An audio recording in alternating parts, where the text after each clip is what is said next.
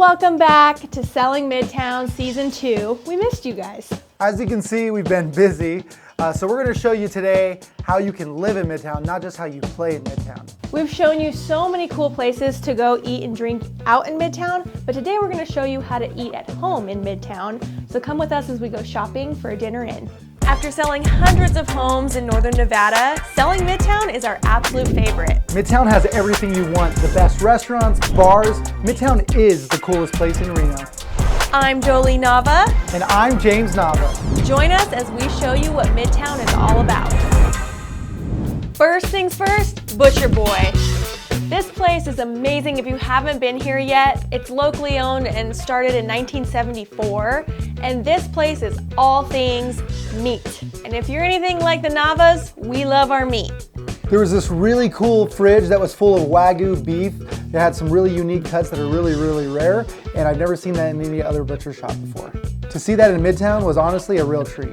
The vibe in here is so cute. It's that good old-fashioned butcher shop. You walk in, you're instantly greeted by the amazing people that work here, and you just don't get that at your average grocery store.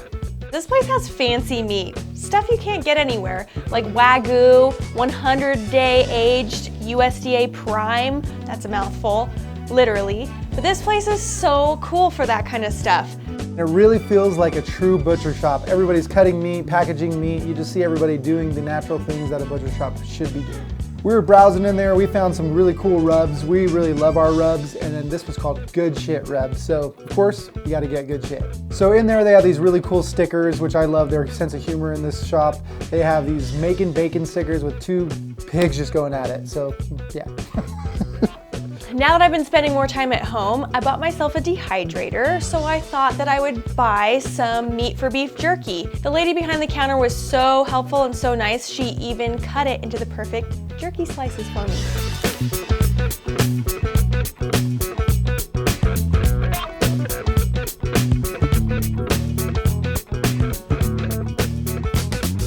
So now that we got our meat taken care of, we gotta go somewhere to get some wonderful vegetables and side dishes. And what better place than our very own Great Basin Community Food Co-op.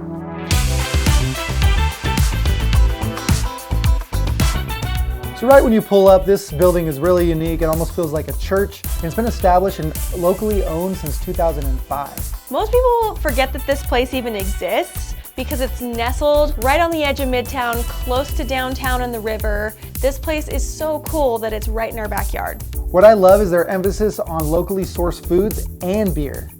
Not only can you get an amazing variety of locally grown organic fruits and veggies, but they have everything you could ever think of. It's kind of like having a mini Whole Foods right in the heart of Midtown. They have such a unique variety, an amazing selection of anything you can possibly think of.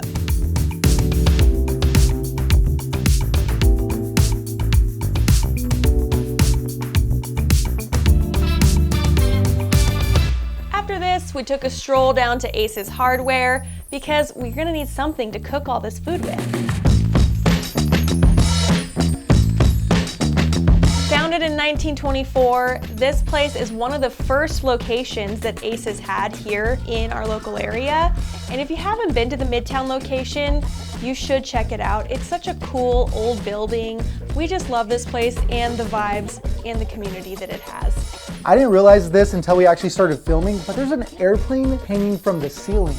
For a guy like me who likes to do a lot of stuff around the house, this is a great place to go. They have such a wide variety of tools, gadgets, everything like that, and that's something I can appreciate as I'm always making runs to go do stuff for around the house. If you're a dude, this is absolutely your toy store. James loves going in here, especially on Sundays. And super random, we were actually gonna go grab dessert, but we saw a pie fridge right there where we ended up actually grabbing a nectarine pie from the pie company.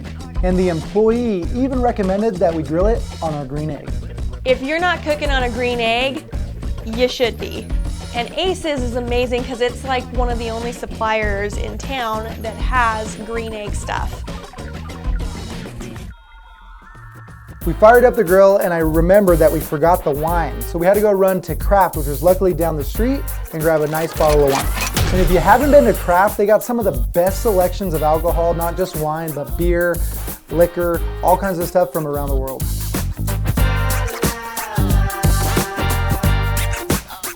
You know, grilling can take a little while, so sometimes you need some snacks. So luckily we grabbed some of those pickles and carrots from the butcher shop, and they were bomb.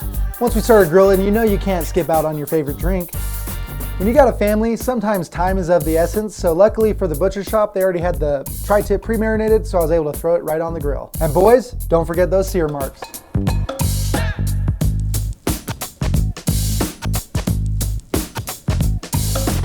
And don't be fooled, just because James is grilling tonight, normally Mama does all the grilling.